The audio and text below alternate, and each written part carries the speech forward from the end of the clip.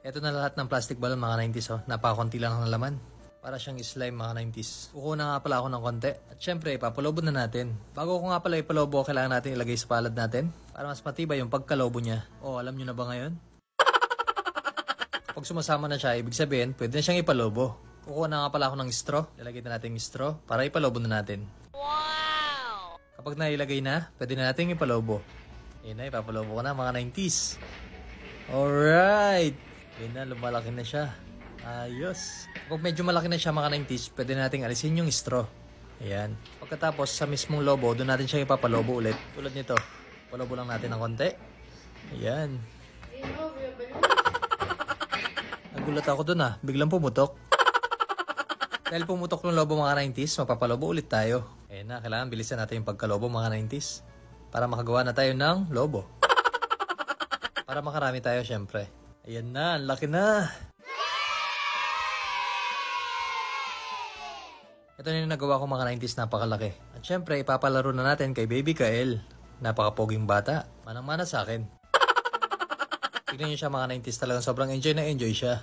At dahil medyo nagsawa na siya sa plastic balloon mga 90s, gagawin ako sa plastic balloon. Sigurado, bagay ni Kael to. Ayan, lalagyan natin sa ulo niya. Kaso, inaalis niya. Alam niya, niloloko ko siya. Tignan niyo yung itsura niya mga 90s oh. Parang nagagalit, napipikon. Talagang sobrang cute na cute niya mga 90s. Buti na lang, hindi siya umiiyak.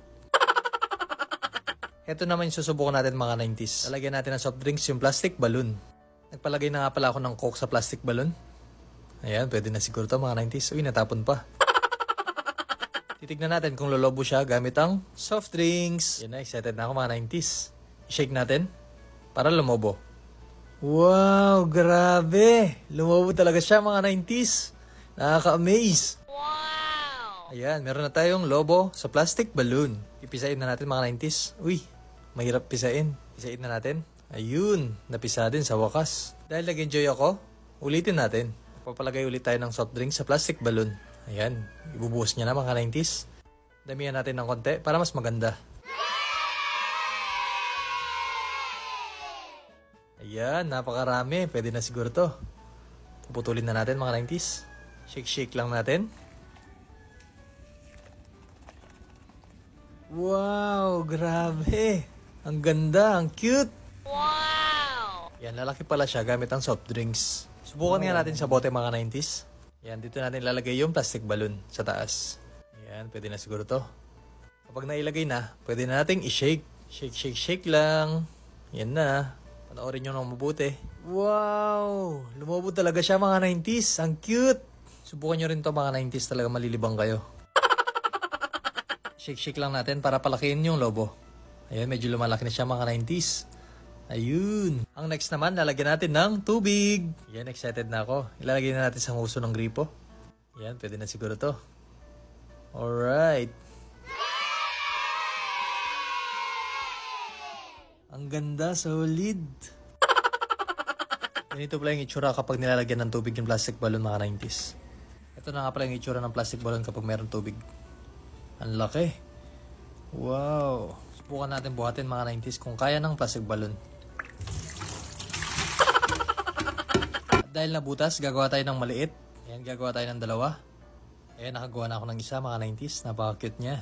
Isa na lang. Ayan, isa na lang yung gagawin natin mga 90s. Pwede na siguro to. Nakagawa na ako ng dalawa.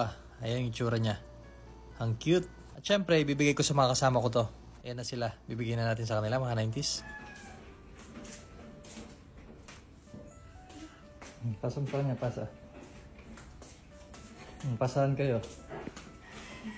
Okay.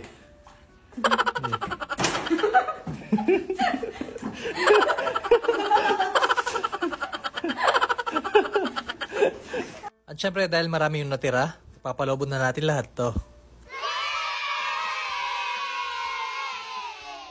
Yan na, lumalaki na yung lobo mga 90s. Grabe, napakalaki na ng lobo. Ay, ng plastic balloon pala. Pinatuloy ko na nga pala kay Ate May dahil wala na akong hininga.